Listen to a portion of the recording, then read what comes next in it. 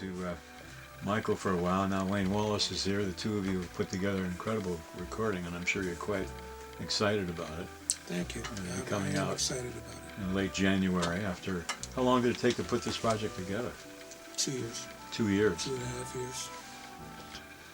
Well, you've been doing quintet recordings, so this is a real departure. And what was what brought you around to this? What was the idea? How did you conceptualize doing this Canto América? Well, the first thing was that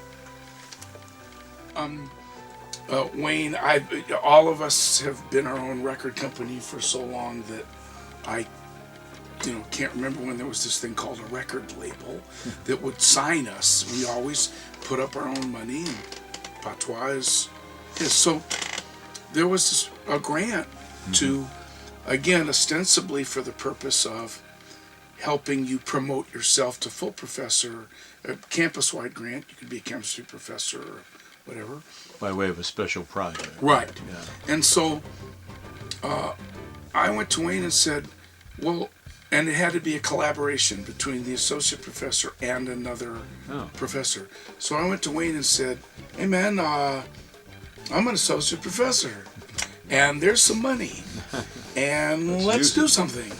And I had all along kind of thought quintet, like I would contribute the bread to the next quintet record. Right. That's at least what was initially in my head.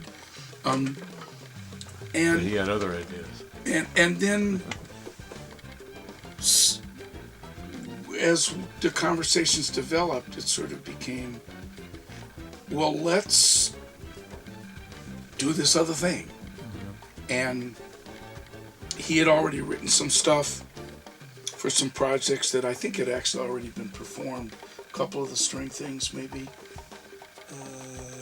Only one of them. I remember doing, but there were, and we started to go, yeah.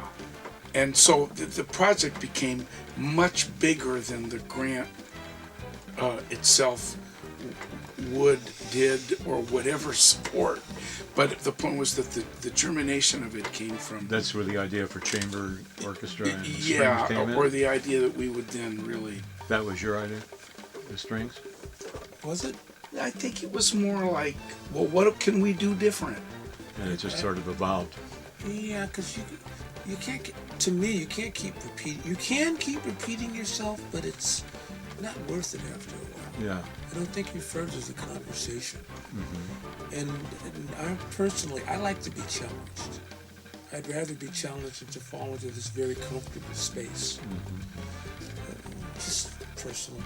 And I felt that I didn't realize it was going to be as challenging as it was, but I'm glad we took the challenge because there was a tremendous amount of musical and personal growth, I think, for everyone involved.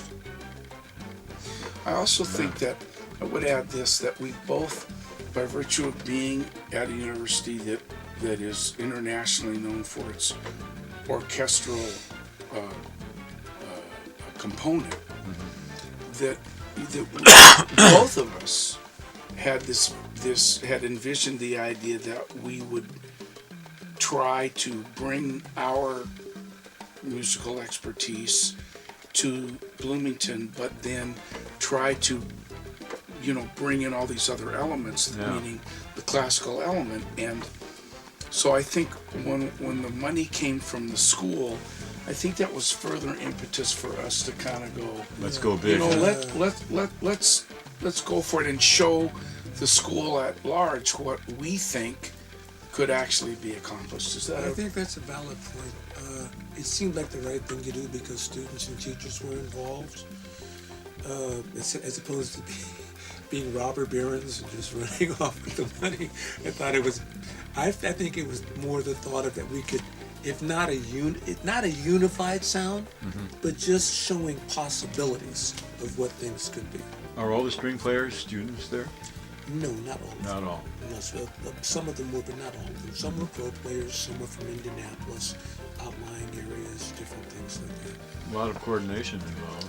A lot of juggling, a lot of balls. So you did the basic quintet initially, and then started adding the layers. Is that how it went? So Yes. Yeah, actually, that's right. The two chamber music pieces, the first piece and last piece on the CD, there's no rhythm track. Yeah. I It's kept just- waiting for the trombone. I thought That was the beauty of this. Yeah. That's what I didn't want to do. there aren't that many trombone solos on the record. I wanted to be more expansive. That's Yeah. going to happen on the quintet record anyway. Sure. And it's kind of like to me, it's not redundant, but it's being done. Yeah. This just shows another side. And then when you do hear the trombone, it really Then it's stands a lot more special. comes right out. Yeah, I think so. And there's even an EWI. Got an electronic EWI wind. on there? Who was playing that? Joe Anderson, very fine trumpet player. Trumpet Right player. there. There's this whole thing like the trumpet players that at the Jacob School of Music play E-Way. There's about 3 of them that play E-Way. Electronic wind is. Electronic wind instrument. He You was don't hear that he too was much. a master student. Yeah. Since got his degree, but when he recorded it, he was in his second year. First time I heard that was Mike Matheny, Pat Matheny's brother, Wow. did an album playing that EWI, and it was quite a long time It ago. was Michael Brecker was the first time I heard it. Uh-huh. Yeah. In assembling your ideas for the recording, how did you bring the various genres together? Oh, this was mainly Michael's. I thought his thought on this pushed it along. One of the thrust of the grant was to look at the traditional music styles and instruments of colonial America through South America, the Caribbean, and the United States, and how, at one point, when you think of waltzes, polkas, what were called romances from Spain, guitar, the flute, clarinets, those were instruments that were used consistently in popular music. As time went on, whatever country, electric instruments, technology, salsa, those instruments fell out of favor. Strings became just sweet. And I thought Michael's idea of reclaiming them and making them a vital, essential part of the arrangements and the rhythm section. You'll notice on the record that the strings are playing some intricate rhythms. Yes. Some of them inspired by the Patois drumming from Afro-Cuban drumming. Some of them just from R&B. This one thing I think I just did a Gamble and Huff thing, like on the sound of Philadelphia. And just different things like that, to where we did challenge the string players. We realized some people gasping on the floor for air on a couple of the rhythms. The 2 against 3 things that we did, like on El Caldero, and the string players are like, Something and you're not good, used to good, doing. let's play it, let's make it happen. That used to be more common. Isn't violin used like in religious ceremonies in Santeria? It rarely, but yes.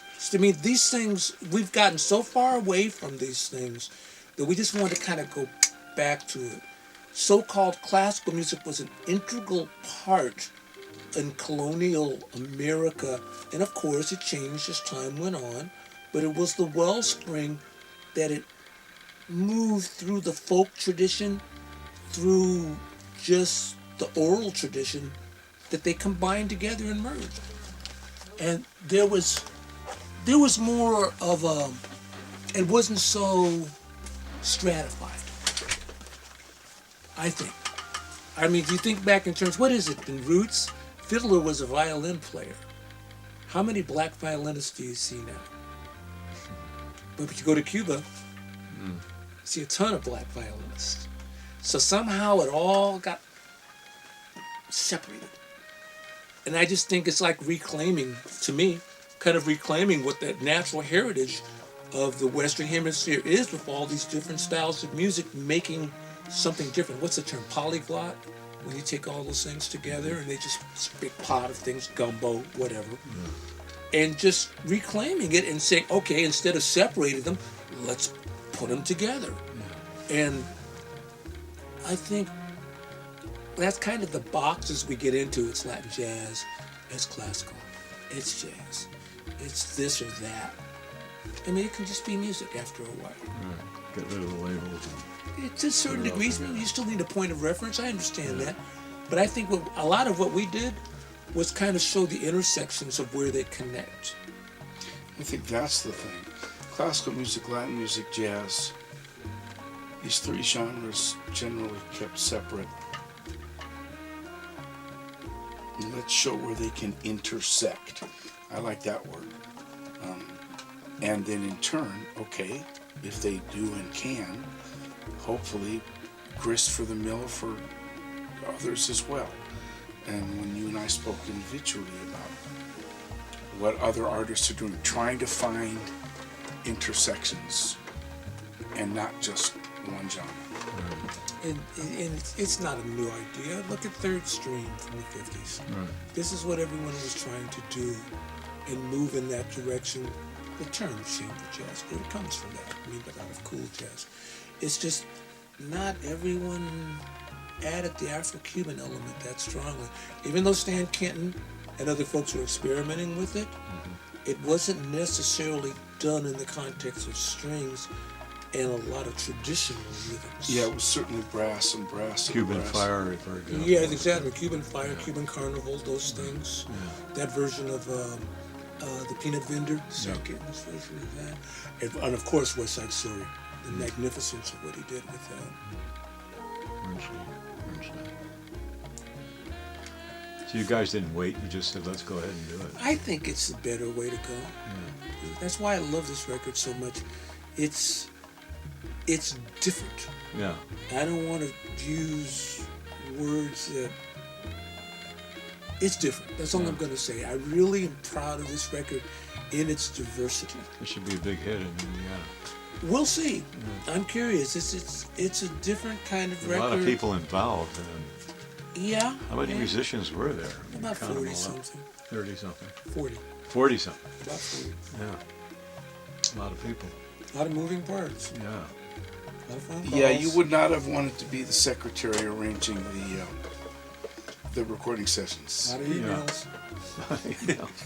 And a lot of assembling, right? And disassembling. Yeah, that's the hard part, putting it all together and making sense out of it. Actually, the pre-production part was a lot easier than getting everyone together. Because it was just me and Michael sitting in front of the computer and going, okay, we'll use this string sound, blah, blah, blah. Didn't have to call anybody to do that. Well, the mix is great. I mean, whoever the engineer We spent was. 3.5 months mixing this. 3.5 months. Wow.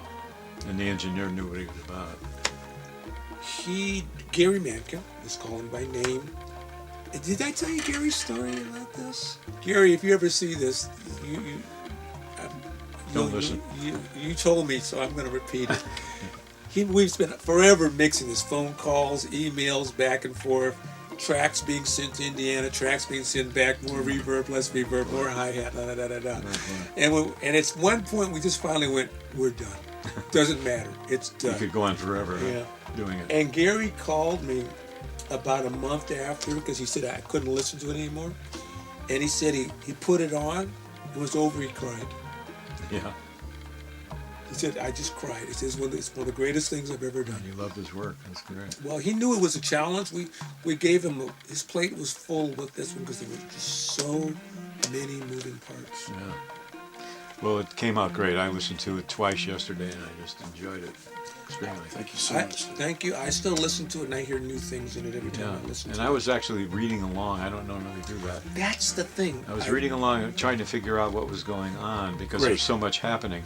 Great. And it was good. I mean, because I love the way you did the liner notes, and also your opening preamble that you both wrote sets you up for the. I read that before I listened to it.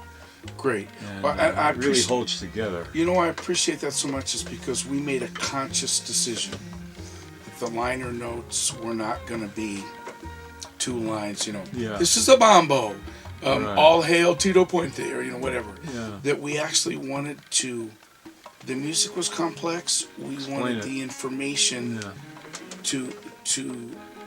to really do everything from teach to inspire. You can enjoy it without that, but I think it adds another dimension. That's great. Because, I'm sort of a musician. I'm not studied like you guys are, and I often don't read liner notes because, usually it's not necessary because what you're hearing is what you've been hearing. But there was something going on with this that was different, and so it was very,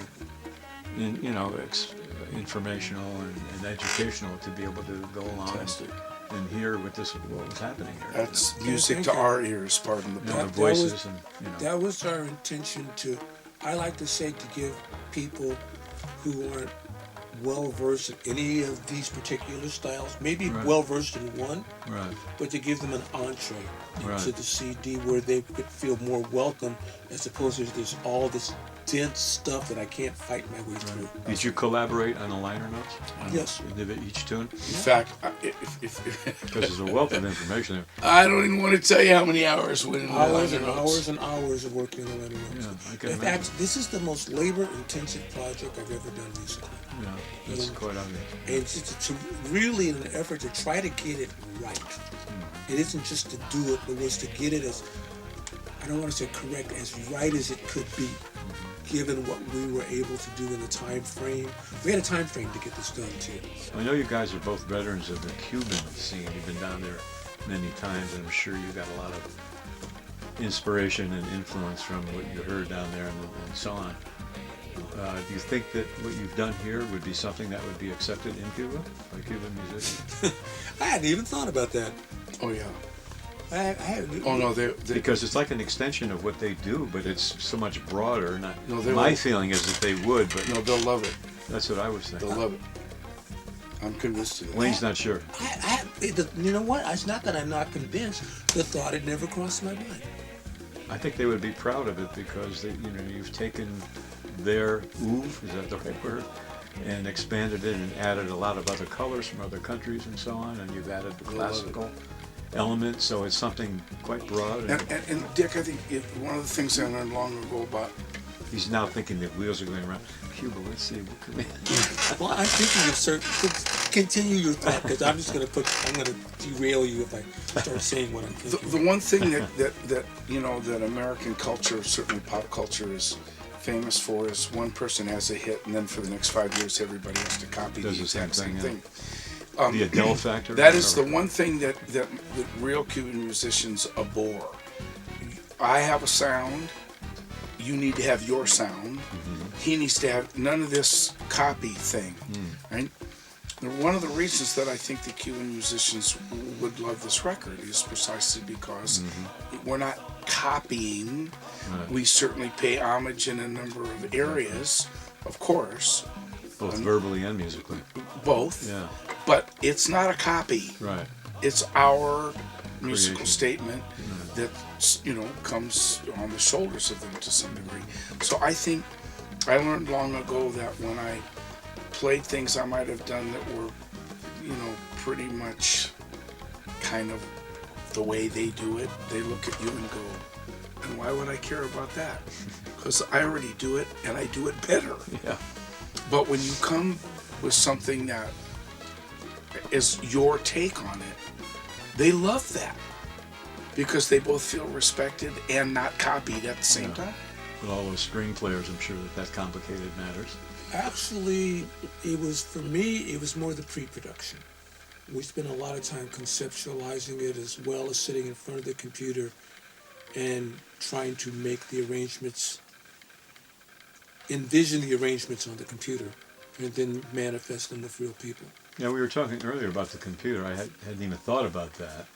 That's a really good, I suppose, easier way to arrange nowadays, right? Using It the can software. be. Some people can do it without, A lot of writing and changing. You're right. Well, actually, I was thinking about, I know you guys talked about the Rite of Spring. I have to imagine that Stravinsky would write 12 bars, take it and have it played, bring it back, then write more stuff. If he could hear all that stuff, he's more of a genius than I thought. Is that something like that with all the polyrhythms and the counter lines? You just have to hear it at some point to go, this is what I want. That was an inspiration for you. I thought so. I've always been inspired by the Rite of Spring, Petrushka, all of the History of the Soldat, all the Stravinsky compositions, the textures he got out of them. Yeah. I mean, this could be an educational tool at your university. Well, Michael, for at one people point, who are not familiar with these genres.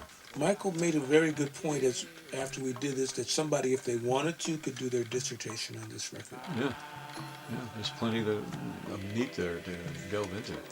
So you're both studied musicians. Did you get a degree of some sort, a master's or anything? Not really. I've been a student of music my whole life. And literal degree, no, but from the standpoint of always studying, yes. Who taught you arranging, or did you just pick it up on your own? Because there's some very intricate stuff going on. That's an interesting question. My teachers have been varied, and it's going to sound strange, but I've learned stuff from Nelson Riddle, Tito Puente, Herbie Hancock. I mean, figuratively in the room with them when they're explaining things. And, of course, all the jazz books. I have a Henry Mancini book that I learned a lot out of. Like through the Peter Gunn era and all through how he used alto flutes and different things like You're that. an autodidact, is that the word? Yeah, I guess you More could or say less. that. Yeah, I guess you could say that about You me. didn't go to like Well, I went to Juilliard or school. someplace like that. But I studied at school. Yeah. I didn't get a degree in it, but the tenets are the same. I mean, music is music. It's pretty consistent. You got a degree of the streets, kind of. Both. I've kind of got one foot on both sides, actually. So when you teach, you're teaching what, theory and mostly jazz and Latin? Or? Doing theory, doing history, R&B, jazz, a couple of combos, and I have a trombone studio. And I'm assuming you mentioned the Latin Jazz Ensemble. haven't gotten there yet. Oh, I'm sorry. I And thought you guys covered that. We co-direct the Latin Jazz Ensemble, which actually is a 25-piece big band. Literally. A lot of really good players, huh? Yes. There isn't such a thing as a bad player in Indiana. You wouldn't get in if you were. No, Yeah. you wouldn't get. It's a pretty serious. That's the music beauty school. of the school. You're getting really good players, regardless of what style. You're getting really good players. Kind of a fabled place. I know David Baker, right? Has been there forever. You have to remember too. Most people think of the Indiana University. It's the Jacobs School of Music, That's which the is spring on school. the Indiana University. That's the whole music department is within that. I thought it was just the string player, so it's No, it's the whole. the whole business. And it's a serious school. It's like Juilliard. Yeah. Right. So when you teach percussion instruments solely? I teach percussion instruments. I teach again the co-lead the Latin Jazz Ensemble. Okay. I have an Afro-Cuban folkloric ensemble. I have a Brazilian percussion ensemble, and I oversee the steel drum band. Wow. You guys are busy. Yeah. We're not sitting around doing nothing. But it sounds great. I mean, you're both musicians and you love what you do. What could be finer? It's like being in music heaven. It's pretty cool. I mean, it can be very hectic. Yeah. Right. How difficult was it for you guys to get positions? I suspect it would be pretty difficult? competitive. No, I don't think it was difficult for either of us, actually. I don't want to speak for him, but they basically asked me to apply, which is not to suggest that you have no competition, but certainly if the school calls you up and says, we would like you to apply for this position, you at least know that you're in the running.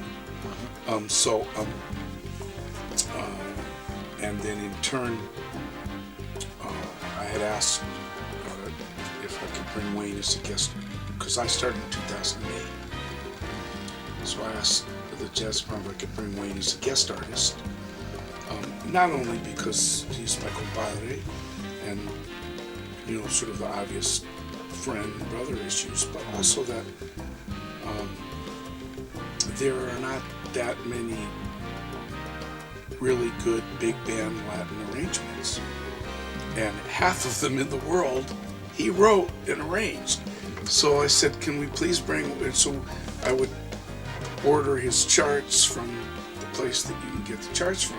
I went to the department and said, well, could we please have the guy who wrote him come, and he could play trombone and conduct the band, and we could play his tunes, so forth. And so then that laid a pretty good groundwork for when they had a position to fill, to be able to go, grab that. Hey, we got that guy. Yeah. So I think for both of us, compared to most jobs in academia these days, that are extremely difficult. That's what I was thinking. I think we both were very lucky. You come from a place that a lot of us don't come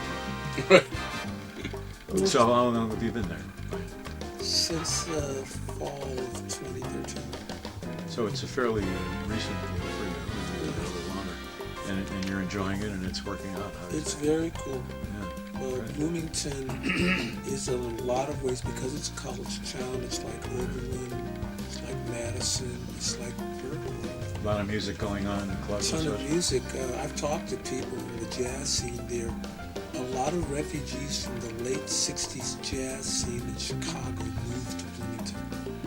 So that tradition, besides David Baker brought to teach or to play or just to be there? Just people, just jazz fans. Oh. Yeah. I mean, Sun Ra has played in Bloomington. It's amazing who went through that town. And that tradition still stands. You know, we have a Sun Ra tribute night. Okay. Yeah, it's an amazing thing. I mean, the legacy, of course, of Indiana Avenue, music scene from Montgomery Brothers, J.J. Johnson, David Baker, through Indianapolis, extends into Bloomington. Yeah. And via Chicago, but it's its own scene, but Chicago fed into that, and etc. Sure. Did you study with David? I've been studying with David before I met him, from his transcription since 1969. Oh, wow. I mean, he was the guy who just opened up everything from an academic standpoint for everyone. For jazz education. Yeah, maybe you're Prime familiar. mover. Maybe you're familiar with the phrase "the ABCs of jazz." Mm-hmm. So Jamie Aebersold, Right. David Baker, Jerry Coker. Oh, okay. Jamie Aebersold, Jerry Coker were students of David Baker. So besides what happened at North Texas State and maybe Miami, well, that's what Jerry Coker did. University of Miami. That's the wellspring where that, except for North Texas State, where it really flowered. The Grecker brothers, Peter Erskine, all those folks came out of that scene. Chris Body. Very rich. Right. And a whole bunch of other folks. A whole bunch of great musicians. Have the folks back in Indiana heard this yet? Some people have heard it. They're going to be pretty surprised. We had a perfect storm with this thing. The day that was delivered to us was December the 7th was the day that we got nominated for a Grammy for the Quintet Grammy. Oh, cool. Yeah. So that there's this glut of Spiro Wallace stuff, and we don't even know until we get back the actual effect of it, because the promotions people are getting ready to start doing stuff. Well, gentlemen, it's been really enlightening listening to you, and even more enlightening listening to you. Thank you. Canto Wonderful América. job. Well, thank you. We really appreciate your questions and everything. Great pleasure for me. Really appreciate it. All right. All right. Happy New Pleasure. Year. Good luck with you. Indeed. Thanks, buddy.